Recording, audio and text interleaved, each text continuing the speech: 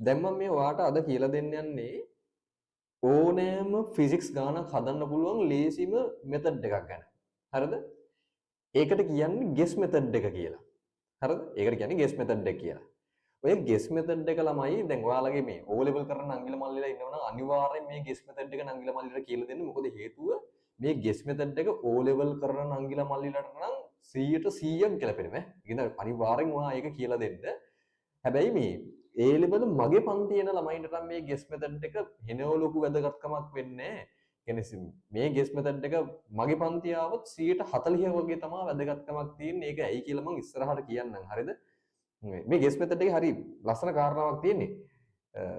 දැන් මේ වචනෙත් එක්ක අල්ලගෙන හිතන්න එපා වෙන කාරණාවක් මේ ගෙස් මෙතඩ් කියන්නේ අර බැරිම වෙලාවෙදී වෙලාව මදි වුණාට පස්සේ අර ආනාර වුණා කියලා හරි කවන්නේ 10 20 හරි කියලා ගහන එක නේද ඔය නැත්නම් එහෙමවත් හිතන්න නැතුව ඔහි අර MCQ වනාගෙන යන එකද ඔය ගෙස් කියලා කියන්නේ ඒක නෙමෙයි මේක වෙන එකක් හරිද මේක කියන්නේ මෙහෙම එකක් දැන් බලා ගන්නකො මේකට කියන්නේ මෙන්න මෙහෙම ගෙස් මෙතඩ් එක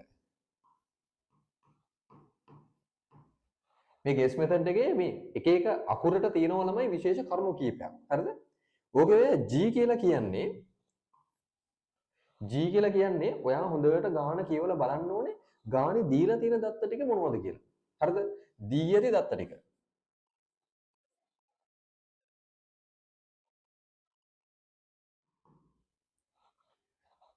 ඊට පස්සේ ළමයි මේකේ මේ U කියලා කියන්නේ ඔයාට හොයන්න තියෙන එක.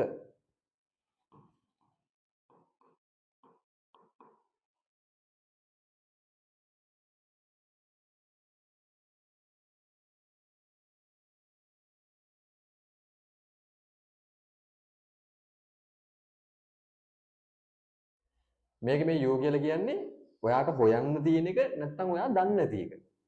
තේරුම් ගියද? right. මේක E කියලා කියන්නේ ළමයි equation එක. ඒ කියන්නේ ඔයා බලන්න ඕනේ G එක සහ U කියන එක සම්බන්ධ කරවන තියෙන මේ සමීකරණය මොකක්ද කියලා. S කියන්නේ ඉතින් ඒකට ආදේශ කරනවා මේ IS කියන්නේ solve කරනවා. submit and solve කියන එක තමයි ඒකේ කියන්නේ අර ආදේශ කිරීම සහ සුළු කිරීම. right? දැන් මේක මෙහෙම එකපාරට කිව්වට සමහර වෙලාවට තේරෙන්නේ මම නැවත පාරක් කියන්නම් O level කරන කෙනෙක්ට නම් මේ සීන් එක 100%ක්ම ගැලපෙනවා. ආයි ෂුවර් and short 100%ක් ගැලපෙනවා. හරිද? හැබැයි මගේ පන්තියේන A level කරන ළමයෙක්ට මේ මෙතඩ් එක 140ක් වගේ තමයි ගැලපෙන්නේ මේ අපේ ටියුට් වල තියෙන ඉතුරු ගණන් ටික නම් හදන්න බෑ මේ මෙතඩ් එකට. හරිද? මොකද හේතුව මම try කරන්නේ හැමතිස්සෙම මගේ පන්තියට එන ළමයෙක්ව ඉන්ජිනියරිං මෙඩිසින් යවන්න. ඒතොර ඒක යවන්න හදනකොටම මගේ පන්තියේ ඉන්න ළමයි ටික විතරක් නෙමෙයිනේ ඉන්ජිනියරිං මෙඩිසින් යන්නේ. වෙන වෙන තැන් වලින් උත් කට්ටිය එනවනේ. ඒතොර මේ සෙට් එක එතන ඉන්ජිනියරිං මෙඩිසින් ගියාට පස්සේ එතෙන්ට ආපු සෙට් එක අතරේ හොඳ ඩයල් ටිකක් හොඳ මීටර් ටිකක් බවට පත් කරන්න ඕනේ. හරිද? ඒකද අපේ ටියුට් එකේ සාමාන්‍ය ඔය ගණන් 10ක් තිබ්බොත් හතරක් ලේසි ඉතුරු 6 ආයෙ හිතා ගන්න බෑ. සූත්‍රය දැනගෙන හිටියොත් සූත්‍රය දැනගෙන හිටියා කියලාවත් ගාන හදන්න බෑ. දන්නවනේ ඔයාලා. රයිට්. එතකොට මේ ඔලිම්පියාඩ් ගණනුයි එක එක නිකන් අමුතු විකාර හරිද? මේ හිතා ගන්න බැරි ගණන් නේ තියෙන්නේ. ඉතින් ඒකෙන් හින්දා මේ අපේ පන්තියේ කට්ටියට මේකෙන් 140ක දායකත්වයක් වගේ තිබ්බට වෙන පන්තිවල එන කට්ටියට නම් ඒක 100ක දායකත්වයක් වගේ වෙන්න තියෙනවා. මේකයි මම අර කලිනුත් කිව්වේ ඒ කතාව. හරිද? මේ නැවත චුට්ටක් ඔයාලා මතක් කරගත්තොත් එහෙම මේ ගෙස් වල මේ ගී කියන්නේ දීලා තියෙන ටික U කියලා කියන්නේ මොකද්ද අපිට හොයන්න ඕනේ ටික සහ දන්නේ නැති ටික ඊට පස්සේ E කියලා කියන්නේ ඔයාට දීලා තියෙන දත්ත ටික සහ ඔයා දන්නේ නැති දත්තේ අතර තියෙන සමීකරණය ටක් ගාලා හොයාගන්න එක ඊට පස්සේ මේ ඉතින් ඒක හොයාගත්ත පස්සේ ආදේශ කරලා සුළු කරා එච්චරයි හරිද උනා මේ වැඩේ පොඩ සෙට් වෙන්න ඕනේ හින්දා මම සරල ගණන් දෙකක් දෙන්නම් හරිද මේ දැන් හිතන්නකො මෙහෙම දැන් O level කරන ළමයෙක්ට ගැලපෙන විදිහට කියන්නකො. දැන් දිනනවා මෙහෙම එකක්.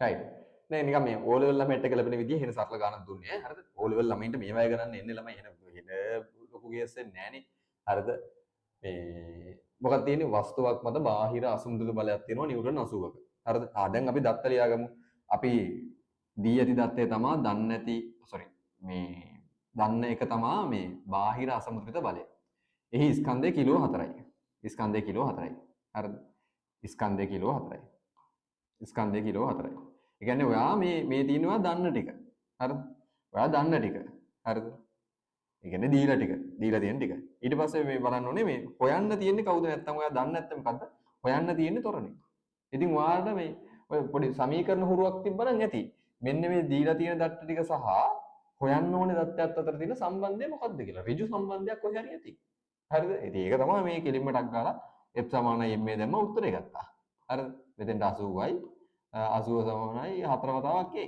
හරිද පට ලේසි හරි ඊට මෙතෙන්ට එනවා x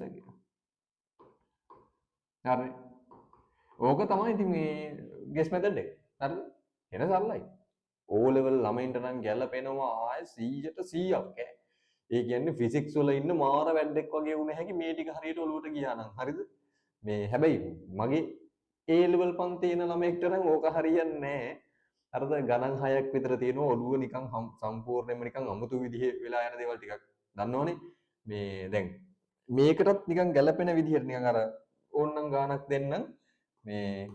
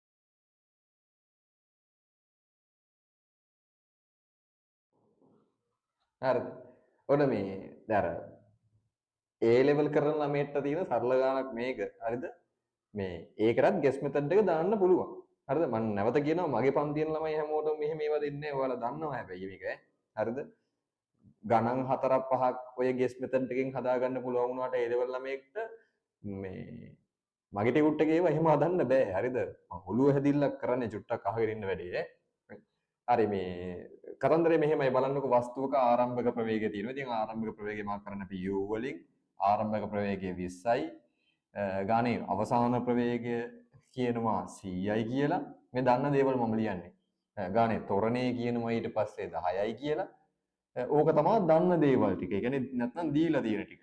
හරිද? ඊට පස්සේ අපිට ඕනේ අහපව් මේ හොයන්න ඕනේ එක්කෙනා හොයන්න ඕනේ මේකේ කෙලින්ම මේ විස්ථාපනය.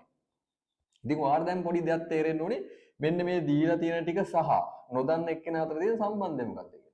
ඒතර මෙතන කාලය දන්නේ නැති එකක් තියෙන්නේ.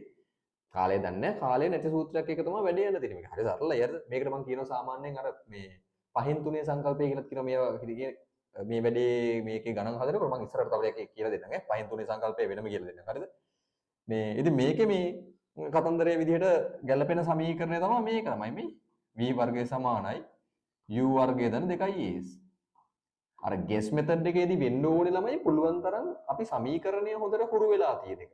එතකොට සමීකරණය දන්නවා නම් සමහර විට ඒකේ උත්තරේ සමීකරණය දාලා උත්තරේ ගත්තොත් ඒක හරියන්න තියෙන සම්භාවිතාව ගොඩක් වැඩි. හරිද? මගේ ටියුට් එකේ මම නැවතත් කියන්නේ සමහර ඒ වගේ සමීකරණ දැනගෙන හිටියට උත්තරය ගන්න බෑ හරියට. තේරුණේ? ඒ කියන්නේ සුළු කිරීම අමාරුයි නෙමෙයි. හිතන්න තියෙනවා ඒක ඇතුලේ. හරිද? රයිට්. මේක අවසාන ප්‍රවේගයේ ඇවිල්ලා ගියද CA වර්ගය ආරම්භක ප්‍රවේගය ඇවිල්ලා 20 වර්ගය ධන 2යි ඒ කියන්නේ මෙතන 10 වතාවක් S. ඔක තමයි කතන්දරේ. ඒතර මෙතනිනුත් මම චුට්ටක් ඔයාලට කියලා දෙන්නම් මේ හැමතිස්සෙම ළමයි හැම දෙයක්ම සුළු කරන්න යන්න එපා. හරිද? සමහර ළමයි මෙතෙන්ට ආවට පස්සේ 100 වර්ගය සුළු කරන්න ගන්නවා. හරිද? 100 වර්ගයක් දානවා. ඊට පස්සේ මේ 20 වර්ගය 400 කියලා. ඔහොම දාගන්නවා. එහෙම යන්න එපා. මේ වගේ දේවල් දැක්කට පස්සේ අර සරල ගණිතය පාවිච්චි කරන්න. මොකද්ද? මෙතන තියෙන වර්ග දෙකක අන්තරය. ඒ කියන්නේ මොකද්ද? වර්ග දෙකක අන්තරය. මොකද එන්නේ? A ඍණ B A ධන B නේද? ඒ කියන්නේ 100න් 20ක් අඩු කරනවා. කියන්නේ 80යි. අර එහෙම එකට යන්න ටක් ගන්න. ඊට පස්සේ වැඩි කිරීම 120ක් එකතු කරනවා. 120යි. අන්න ඒ ටෙක්නික් එක හැමතිස්සෙම යූස් කරන්න. එතකොට වැඩේ ලේසියි. හරිද? ඔය වැඩේ ලේසියි. දැන් ඔය කැපෙන දේම කැපිලා යනවනේ පටකාලා මේ. මේක කැපිලා යනවා. දෙකෙන් එකපොත් මෙතන 4යි කියලා එනවා. කෙලින්ම S වලගේ හරි ලේසියට ගන්න පුළුවන්. මෙතන බිඳුවයි 4 2 8යි 480යි මීටර කියලා. තේරුණාද? මම නැවතත් කියන්නේ O level ළමයෙක්ට මේ ක්‍රමයේ 100%ක් ගැලපුණාට A level ළමයෙක්ට නම් විශේෂයෙන් මගේ පන්ති එන A level ළමයෙක්ට නම් මේ ගෙස් මෙතඩ් එක 100%ක් ගැලපෙන්නේ නැහැ. 140ක් වගේ තමයි ගැලපෙන්නේ. හැබැයි අනිත් පන්ති වල කට්ටිය මම දන්නේ නැහැ. මේ ඒකෙන්ද මතක තියාගන්න අපිට යන ගෙස් කරනවා කියන්නේ එහෙම නිකන් ගහන්න ඕනෙත් නැහැ. සමීකරණය මතකයි නම් ඒකත් මැච් එකක් ගහගන්න පුළුවන්. මම නැවතත් කියන්නේ O level ලෙවුන්ට නම් මෙන්න මේ ගෙස් මෙතඩ් එක කියන්නේ ආයෙ නිකන් මේ දිව්‍ය සම්පතක් වගේ හරිද? මාර්ගයක් කරගන්න පුළුවන්. හරිනේ? right.